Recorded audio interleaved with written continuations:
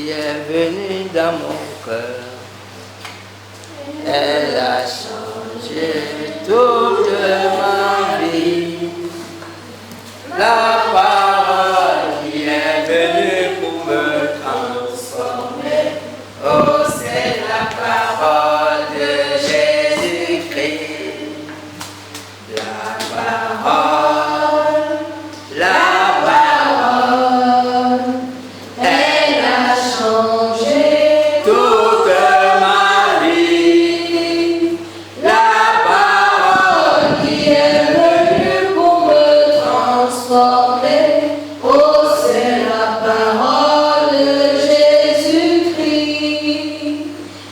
Cher Saint-Esprit de Dieu, nous te bénissons, nous te louons, nous te rendons toute la gloire. Nous sommes reconnaissants pour ta présence au milieu de nous ce matin. Nous sommes reconnaissants pour ce que tu as fait depuis le début de ce moment. Nous te présentons la suite, tendre Père, nous te supplions. Viens parler à un cœur ce matin. Viens parler à un cœur ce matin, Seigneur de grâce. Viens transformer une vie ce matin. Viens transformer une vie ce matin. Que les écailles tombent des yeux de quelqu'un ce matin. Oh Seigneur du ciel et de la terre, je me tiens devant toi comme un serviteur inutile. Manifeste-toi, Dieu de grâce et de gloire. Manifeste-toi, tendre Père. Au nom puissant de Jésus. Au nom puissant de Jésus. Amen. Amen. Ok, nous sommes toujours dans notre mois. Ce mois est consacré au Saint-Esprit. Et notre texte du mois, c'est Acte 1, verset 4 à 8 que je vais lire, le texte du mois. Comme il se trouvait avec eux, il leur recommanda de ne pas quitter, de ne pas s'éloigner de Jérusalem, mais d'attendre ce que le Père avait promis, ce que je vous ai annoncé, leur dit-il. Car Jean a baptisé d'eau, mais vous, dans peu de jours, vous serez baptisés du Saint-Esprit. Alors les apôtres réunis lui demandèrent, Seigneur, est-ce en ce temps que tu rétabliras le royaume d'Israël? Il leur répondit, ce n'est pas à vous de connaître les temps ou les moments que le Père a fixé de sa propre autorité. Mais vous recevrez une puissance, le Saint-Esprit survenant sur vous, et vous serez mes témoins à Jérusalem, dans toute la Judée, dans la Samarie et jusqu'aux extrémités de la terre. C'est notre verset du mois, parce que nous sommes dans le mois du Saint-Esprit. Maintenant, le thème de ce dimanche, c'est le Saint-Esprit et la vision de Dieu. Le Saint-Esprit et la vision de Dieu. Le Saint-Esprit et la vision de Dieu. Et notre verset du jour, c'est Jean 16. Ok, notre verset du jour, c'est Jean 16, verset 12 à 13, que je m'en vais lire. Jean 16, 12 à 13. J'ai encore beaucoup de choses à vous dire, mais vous ne pouvez pas les porter maintenant. Quand le consolateur sera venu, l'Esprit de vérité, il vous conduira dans toute la vérité, car il ne parlera pas de lui-même, mais il dira tout ce qu'il aura entendu et il vous annoncera les choses à venir. Amen. Donc, dimanche dernier, nous avons vu que chaque personne qui est née de nouveau est forcément attirée par le Saint-Esprit. Et nous avons vu également qu'il y a une très grande joie dans le ciel lorsqu'une seule personne se convertit. Comprenez? Lorsqu'une seule personne se convertit, qu'il y a une grande joie dans le ciel. Mais, vous savez, cette grande joie dont parlait Jésus n'est que le début d'un processus. Parce que lorsque les gens se convertissent, vous savez, nous avons souvent tendance à oublier ça. Lorsque nous venons à l'église, nous prenons le fait d'être à l'église comme une finalité. Pour beaucoup de personnes, à partir du moment où ils fréquentent l'église, où ils viennent à l'église, ils pensent qu'ils ont accompli la volonté de Dieu. Parce qu'ils prennent le fait de fréquenter l'église pour le fait d'être chrétien comme une finalité. Non.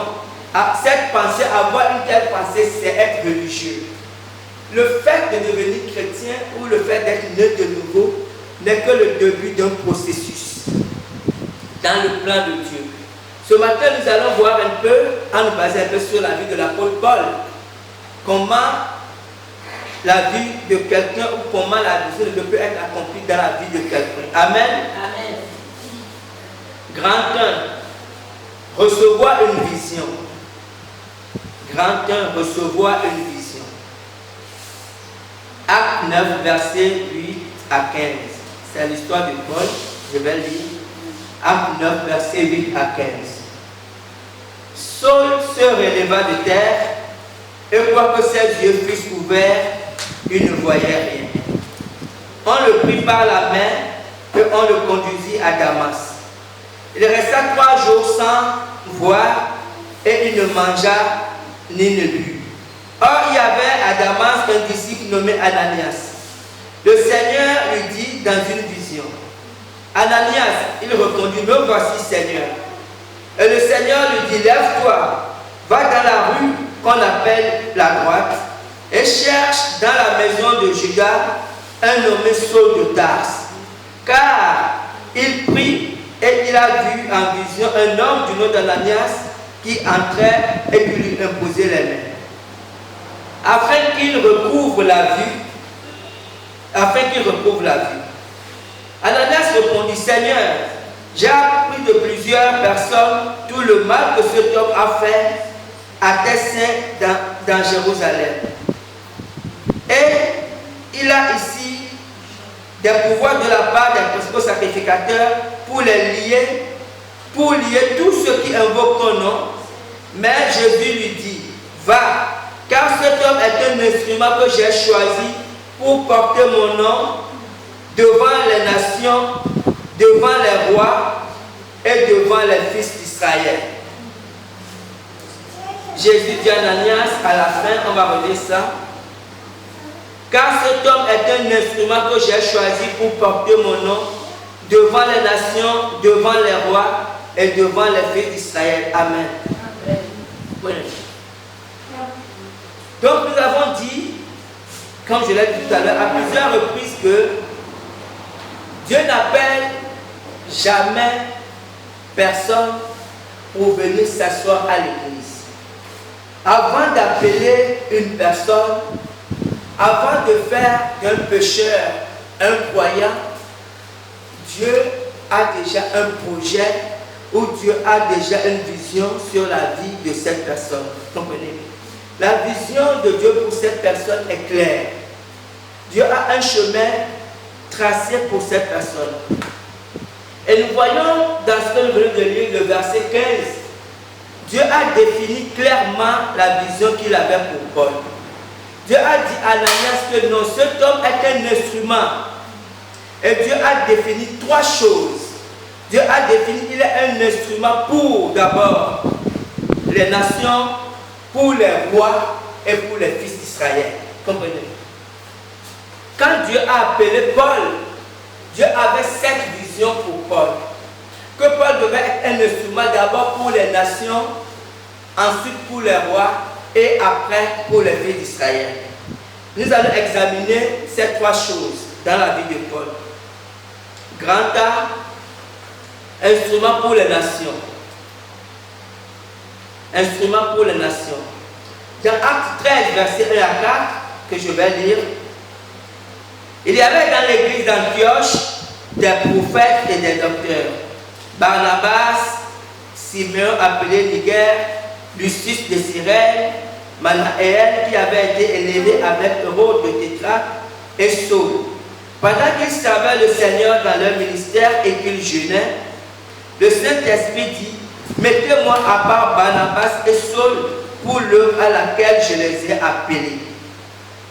Alors, après avoir jeûné et prié, ils leur imposèrent les mains et les laissèrent partir. Barnabas et Saul, envoyés par le Saint-Esprit, descendirent à celui-ci, et de là, ils s'embarquèrent pour l'île de Chypre. Amen. Vous voyez, l'apôtre Paul, qui était appelé Saul de Tarse, s'est converti sur le chemin de Damas et il a accepté le Seigneur. Plus bas, on va voir un peu son histoire. Mais ici, la Bible dit qu'ils étaient en train de servir. Ils étaient dans leur ministère. C'est ce que Acte 13 dit. Il dit qu'il y avait des prophètes. On voit que Paul était prophète. Et il y avait d'autres aussi, Barnabas aussi était prophète. Et ils étaient dans un ministère. Comprenez? Ils étaient en train de servir. Et je disais, plus bas, quand on va voir la vie de Paul, on verra qu'il avait déjà fait beaucoup de choses. Donc on aurait pu dire que Paul était déjà en train de servir Dieu. Ou que Paul était déjà rentré dans sa vision pour Dieu. Mais ce qui est étonnant dans ce texte, on se rend compte que tout ce que l'apôtre Paul a fait jusqu'à présent n'avait rien à voir ou n'avait pas encore à voir avec l'appel de Dieu qui était sur sa vie. Parce que cet esprit a dit, mettez-moi à part Barnabas et Saul pour l'œuvre à laquelle je les ai appelés. En d'autres termes, tout ce qu'il faisait jusqu'à présent, il faisait beaucoup de choses. On verra des choses extraordinaires. Mais toutes ces choses, en fait, Paul n'avait même pas encore commencé la vision pour laquelle Dieu l'avait appelé. Comprenez? Et c'est maintenant qu'il a commencé sa vision. Et, vous savez, et quand on voit, et comme on va voir ça tout à l'heure, lorsque Paul s'est converti, lorsque Paul a accepté Jésus, il s'est totalement consacré à Jésus. Comprenez? C'était une conversion radicale. Il a donné toute sa vie à Jésus. Il a abandonné toute sa vie entre les mains du Saint-Esprit. Ce qui fait que le Saint-Esprit a travaillé rapidement dans sa vie. Nous avons vu dimanche dernier que lorsqu'on devient chrétien, il y a des étapes qu'on doit franchir. On doit passer d'abord par la délivrance des péchés. En deux termes, c'est la sanctification. On doit recevoir le baptême du Saint-Esprit. On doit être délivré du monde. On doit être délivré de l'argent. On doit être délivré du voyage, des étapes qu'on franchit avant d'entrer dans son ministère. Et Paul a franchi ces étapes très rapidement.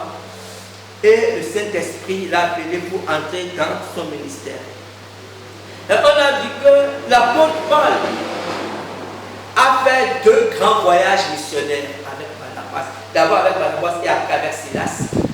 Et pendant ces 2 grands voyages missionnaires, il a prêché l'évangile. La Bible dit, Jésus a dit, il sera un instrument pour les nations.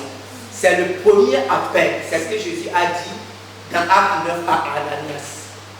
Il sera un instrument pour les nations. Et quand Jésus parlait de nations, en fait, Jésus parlait des non-juifs, de ceux qui n'étaient pas des juifs. En d'autres termes, ce qu'on appelle un peu les païens. Paul a parcouru l'Asie et l'Europe. Il a prêché l'évangile. Il a implanté l'évangile. Et il était appelé l'apôtre des païens. Donc, cette première mission a été rempli par Paul. Quand on lit les épîtres, Corinthiens, Romains, Éphésiens, c'est l'apôtre Paul qui a prêché à toutes ces nations. Qui a fait de ces nations des chrétiens. Donc ça, c'était la première mission que Jésus voulait qu'il remplisse. Qu'il devienne un instrument pour les nations.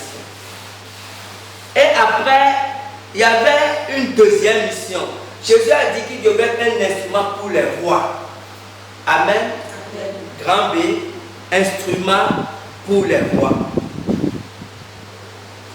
Nous allons lire Acte 20, versets 17 à 27. Je vais vous lire Acte 20, 17 à 27.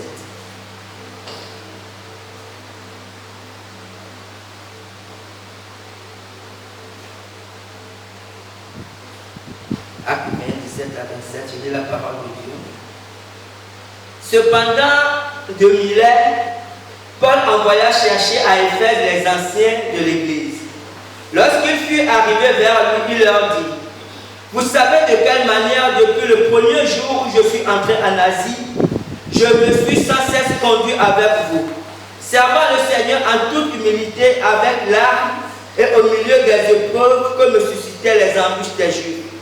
Vous savez que je n'ai rien caché de ce qui vous était utile, et que je n'ai pas craint de vous prêcher et de vous enseigner publiquement et dans la maison, annonçant aux Juifs et aux Grecs la repentance envers Dieu et la foi en notre Seigneur Jésus-Christ. Et maintenant voici, lié par le Saint-Esprit, je vais à Jérusalem, ne sachant pas ce qui m'y arrivera. Seulement de ville en ville, l'Esprit Saint m'avertit que des liens et des tribulations m'attendent. Mais je ne fais pour moi-même aucun cas de ma vie, comme si elle m'était précieuse, pourvu que j'accomplisse ma course avec joie et le ministère que j'ai reçu du Seigneur Jésus, d'annoncer la bonne nouvelle de la grâce de Dieu. Et maintenant voici, je sais que vous ne verrez plus mon visage, vous tous au milieu desquels j'ai passé en prêchant le royaume de Dieu. C'est pourquoi je vous déclare aujourd'hui que je suis pur du sang de vous tous, car je vous ai annoncé tout le conseil de Dieu sans rien en cacher. Ici, l'apôtre Paul se préparait à rentrer dans sa deuxième mission. En fait, il avait rempli parfaitement, conduit par le Saint-Esprit, parce qu'il passait sa vie à obéir au Saint-Esprit. Et conduit par ce Saint-Esprit, il avait réussi sa première mission et il s'apprêtait à rentrer dans sa deuxième mission. Vous savez, le Saint-Esprit connaissait l'apôtre Paul comme il connaît chacun de nous. Le Saint-Esprit avertissait l'apôtre Paul. Paul dit que plus il s'approche de Jérusalem, plus il sent qu'il y a des liens qui l'attendent. Plus il ressent qu'il va souffrir. Le Saint-Esprit l'avertissait pour qu'il ne soit pas étonné.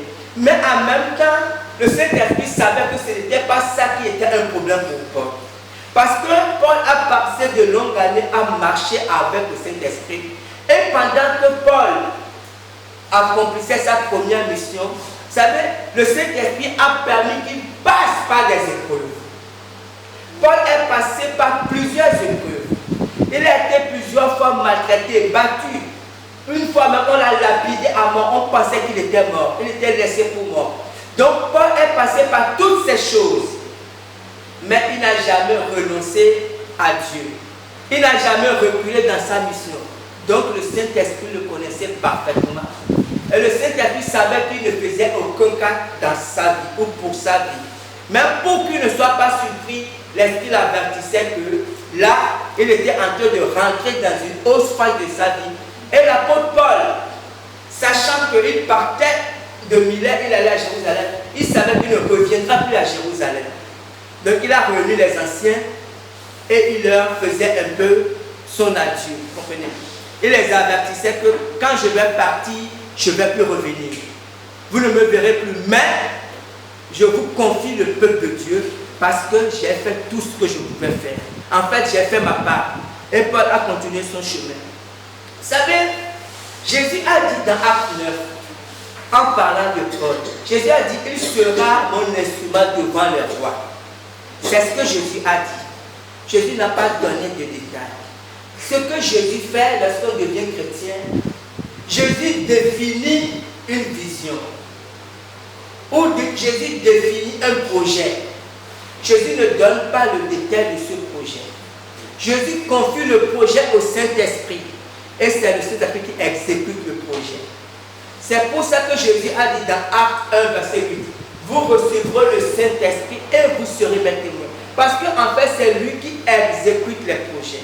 Vous comprenez? C'est lui qui fait le reste. C'est lui qui sait comment faire pour que la vision de Dieu s'accomplisse dans notre vie. Et ici, en ce qui concerne Paul, je disais il fallait que Paul soit témoin devant les rois. Mais pour être témoin devant les rois, il n'y a que deux possibilités. Ou on est un superstar tellement un homme tellement important qu'on est invité par les rois, où on est un accusé et on se présente devant le roi pour se défendre. Parce qu'à cette époque, vous savez, ce n'était pas les magistrats qui jugeaient à part, c'était les rois, tous les bandits, même Jésus a comparé devant Hérode. Les gens qui étaient accusés comparaissaient devant les rois pour se défendre. Donc il fallait que Paul comparaisse devant le roi pour témoigner de Jésus. Donc la seule possibilité que le Saint-Esprit avait trouvée, c'est qu'il soit accusé. En fait, c'est qu'il soit persécuté. Donc Paul, arrivé à Jérusalem, je n'ai pas dit son calvaire, a fait sa mission avait commencé. Paul a comparu d'abord à Jérusalem devant deux autorités. Lisons dans Actes. Déjà dans Actes, ce qu'on a lu dans Actes 20, l'apôtre Paul a dit dans verset 23-24, seulement de ville en ville, l'Esprit Saint m'avertit. Comprenez? Le Saint-Esprit l'avertit.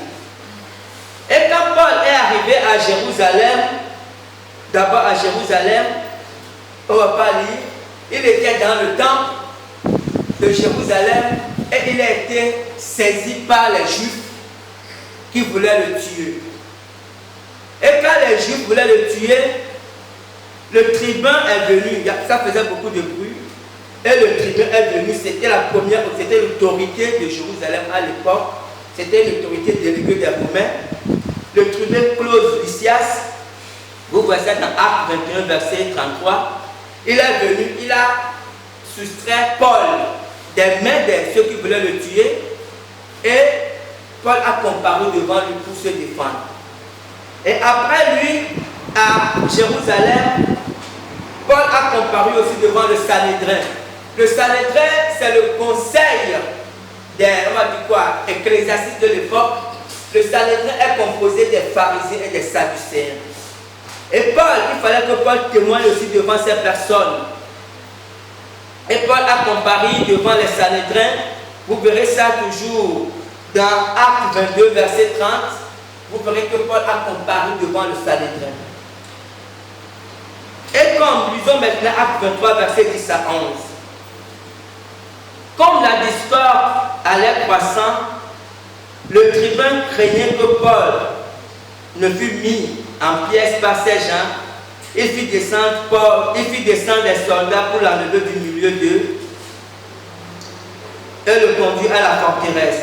La nuit suivante, le Seigneur apparut à Paul et dit, prends courage, car de même que tu as rendu témoignage de moi dans Jérusalem, il faut aussi que tu rendes témoignage dans Rome. Vous comprenez? Lorsque Paul était dans cette situation, il était à Jérusalem prisonnier, parce qu'il fallait qu'il témoigne de Jésus. La nuit, quand il était dans sa cellule, Jésus lui a apparu. Jésus lui a dit, ne crains pas, prends courage. De même que tu as rendu témoignage pour moi dans Jérusalem, il faut que tu rendes témoignage à Rome. Et effectivement, Paul a été après conduit à Rome. Pourquoi Paul a été conduit à Rome? Vous pouvez lire ça dans Acte 23. Parce que les Juifs avaient formé un complot, ils voulaient le tuer. Ils avaient dit qu'ils devaient se rapprocher du tribun Lysias pour lui dire qu'ils veulent encore mieux écouter Paul. Et il y avait une quarantaine parmi eux qui avaient fait un vœu. Ils ont dit qu'ils ne devaient pas manger et que dès qu'on devait amener Paul, ils devaient sauter sur lui pour le tuer. Or, quand ces Juifs-là faisaient leur complot, il y avait le neveu de Paul, en fait le fils de sa sœur, qui a écouté et il est parti dire au tribun que voici ce que les Juifs ont décidé, parce que quand les Juifs font un vœu, là ils l'accomplissent. Et le tribun savait que rien ne pouvait les arrêter. Donc la nuit, les Juifs et le tribun a appelé 200, on va dire 2 centeniers, 200 soldats. Il a dit bon, il leur a dit que de prendre Paul la nuit et de l'amener à Rome. Comprenez? Jésus avait dit à Paul que ne crains pas. De même que tu as témoigné pour moi à Jérusalem, il faut que tu témoignes à Rome. Et dans le même temps, on voit que les Juifs avaient fait un complot. En fait, Dieu a créé une situation qui fait en sorte que le tribunal était obligé d'envoyer Paul à Rome. Et effectivement, quand Paul est parti à Rome, Paul a témoigné devant le gouverneur romain. Parce qu'à Jérusalem, les autorités étaient petites, à Rome, c'était les plus grandes autorités. Paul a témoigné devant le gouverneur Félix. Après, il a témoigné devant le gouverneur Félix, c'est dans Actes 24, verset 1 à 3. Vous pouvez lire. Après, Paul a témoigné devant le gouverneur Festus, c'est dans Actes 25, verset 1 à 8. Paul a témoigné devant un roi, le roi Agrippa, qui a reconnu que Paul, en réalité, il aurait pu être libre, mais Paul lui-même avait dit qu'il voulait aussi témoigner devant l'empereur César. Comprenez? Donc, en fait, Paul, on voit qu'il a accompli la deuxième phase de sa vision. Comprenez? Jésus, vous savez, quand on lit la Bible, on pouvait penser que c'était les paroles que Jésus prononçait en l'air quand Jésus parlait à Ananias. Mais Paul a accompli la deuxième phase de sa vision. Maintenant, la troisième phase, parce que Jésus a dit qu'il sera aussi un instrument pour les Juifs. Vous savez, déjà, en témoignant à Jérusalem, Paul était déjà un peu un instrument pour les Juifs. Mais en réalité, quand Jésus disait là qu'il sera un instrument pour les Juifs, Jésus parlait de la grande phase de la mission de Paul. Parce que Juif ici faisait référence aux gens qui étaient convertis, en fait à l'église, comprenez. Et la grande phase ou la troisième vision de Paul, c'est ce qu'il a fait en prison. Une grande partie de sa vie a été consacrée à l'écriture des épîtres que nous lisons. Comprenez. Et ça, Paul l'a fait quand il était en prison. Et ces épîtres ont béni l'église de son temps et ils continuent à nous bénir aujourd'hui. Et ils vont continuer. Et quand vous voyez tout le Nouveau Testament, le plus d'écritures ou le plus de livres sont consacrés à Paul. Donc, vous savez, quand Jésus a prononcé qu'il sera un instrument, Jésus a prononcé comme s'il s'amusait de trois choses. Instrument devant les nations, instrument devant les rois et instrument devant les Juifs.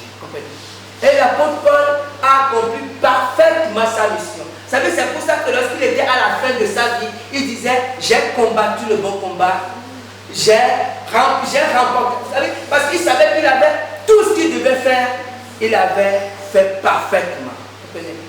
C'est donc lorsque Jésus appelle quelqu'un, en fait, vous savez, nous avons pour nous aujourd'hui dans notre conception, on pense que lorsqu'on devient chrétien, ou même lorsqu'on a un ministère, ou lorsqu'on devient pasteur, en fait, c'est comme si on est au bout de notre appel.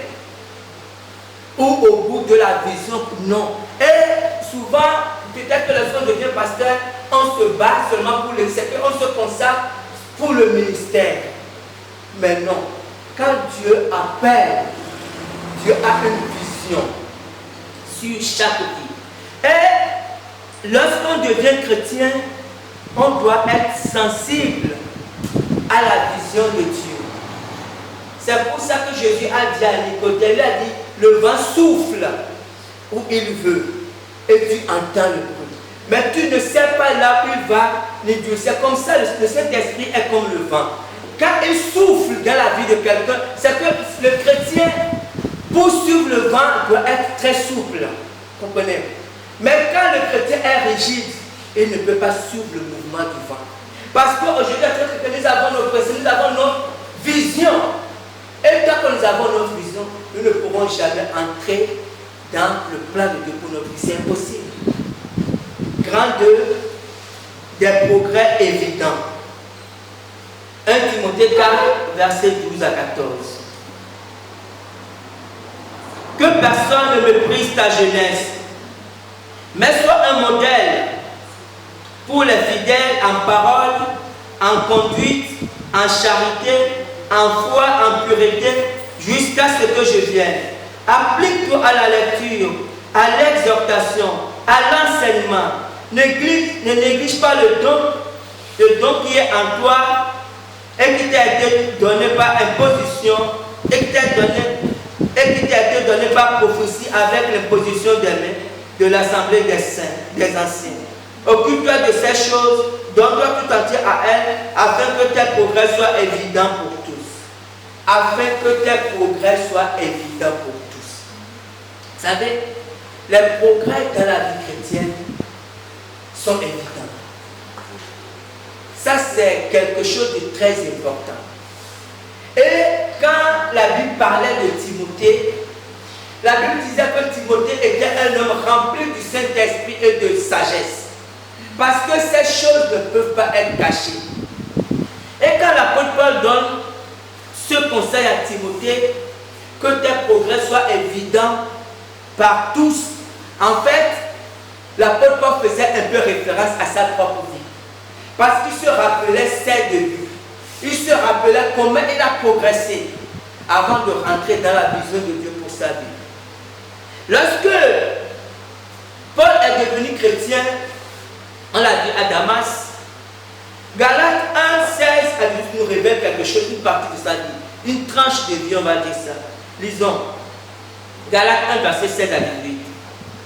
Me révéler à moi son fils, afin que je l'annonçasse parmi les païens.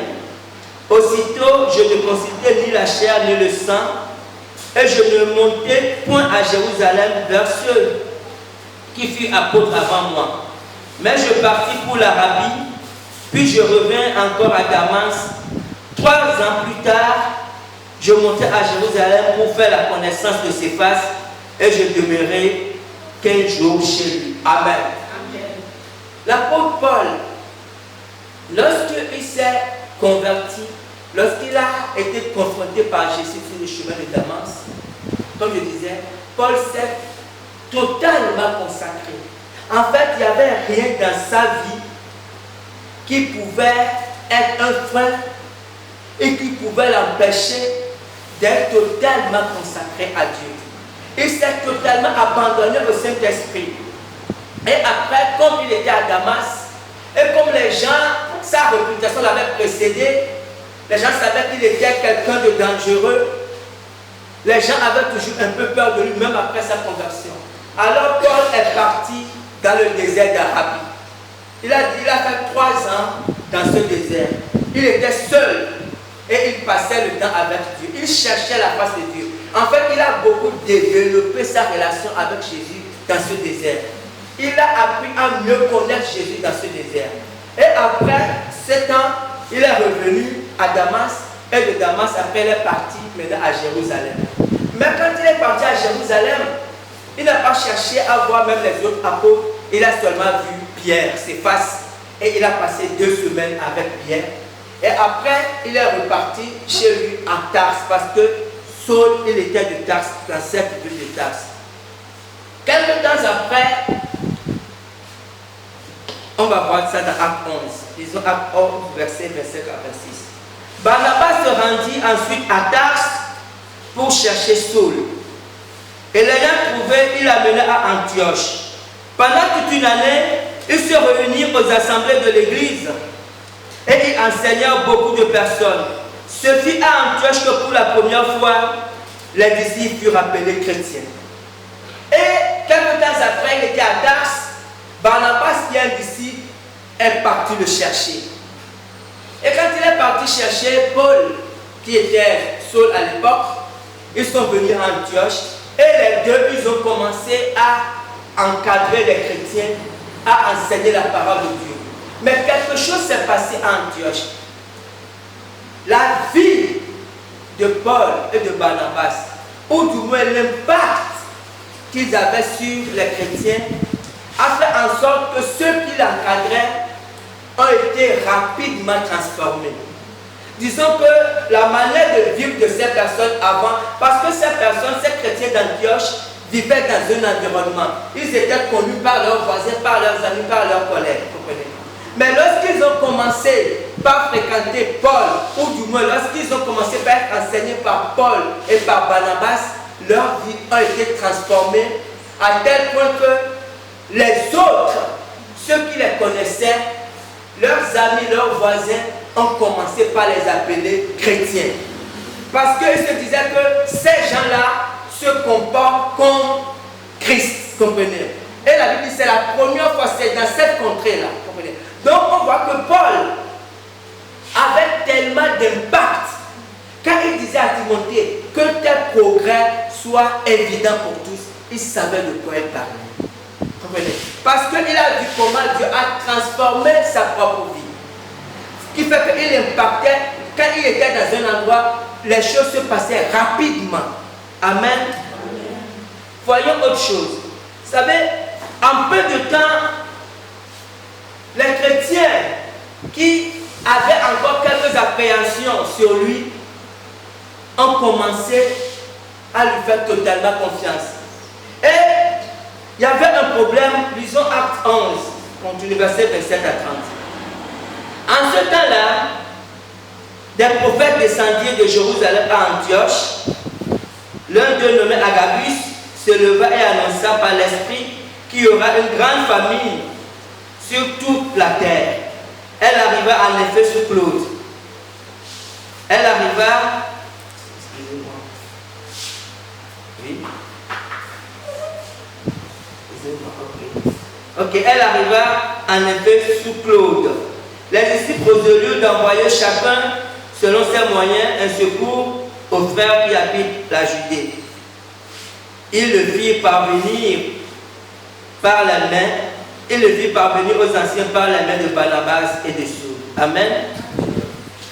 Donc, vous voyez, je disais, au début, les disciples avaient beaucoup d'appréhension, beaucoup de... Ils ne savaient pas trop quoi penser de Saul.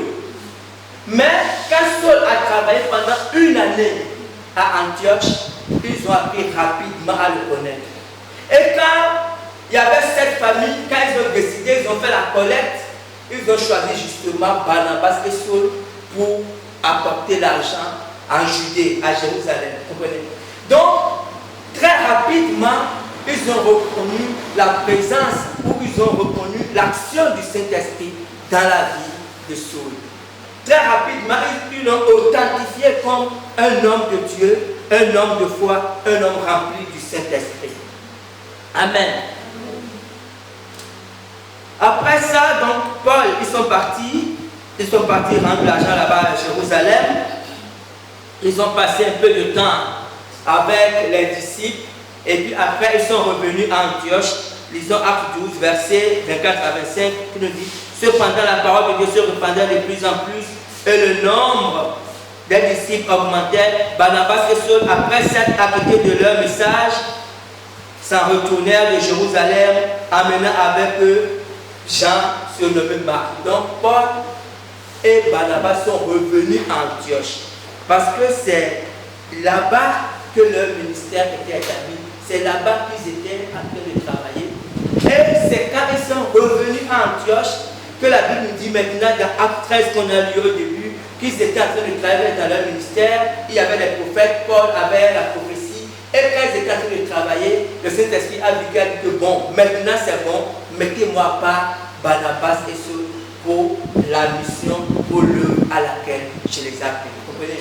Donc on voit qu'avant que Paul ne rentre dans son appel, il a fait d'abord beaucoup de choses. Le Saint-Esprit l'a fait passer d'abord par beaucoup de choses. Vous savez, il y a des choses par lesquelles nous passons, nous pouvons penser que nous sommes déjà dans notre ministère, alors qu'en réalité, le Saint-Esprit voit seulement jusqu'où nous pouvons pas aller avec Dieu. Et c'est ce que Paul a fait. Il a fait des choses, Dieu l'a utilisé puissamment pour faire beaucoup de choses, mais toutes ces choses qu'il faisait ne concernaient pas encore l'appel de Dieu pour sa vie. Ce que je veux dire par là, c'est que tu peux être dans une église, ici ou ailleurs. Tu as peut-être chance, tu fais la coordination, tu es pasteur, tu peux faire des choses extraordinaires pour Dieu, tu es intercesseur, c'est très bien. Et nous rendons grâce à Dieu. Mais l'erreur de beaucoup de chrétiens, quand ils sont dans cette position où tu es diable, tu es conseiller, qu'est-ce que soit le titre que tu es dans l'église, quand ils sont dans cette position, ils ont l'impression qu'ils sont déjà dans leur mission ou dans ce pourquoi Dieu les a appelés. Vous comprenez? Et certains, à cause de cette position, ils perdent leur temps à tourner en rond. Et on va voir ça la semaine prochaine. Ils n'évoluent plus. Parce que Pour que le Saint-Esprit te mette maintenant à l'écart, il faut que, comme Paul a dit, il faut que tes progrès soient évidents.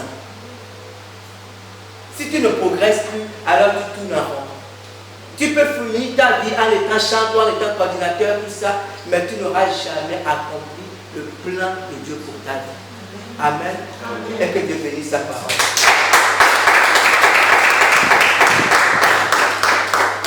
La parole qui est venue dans mon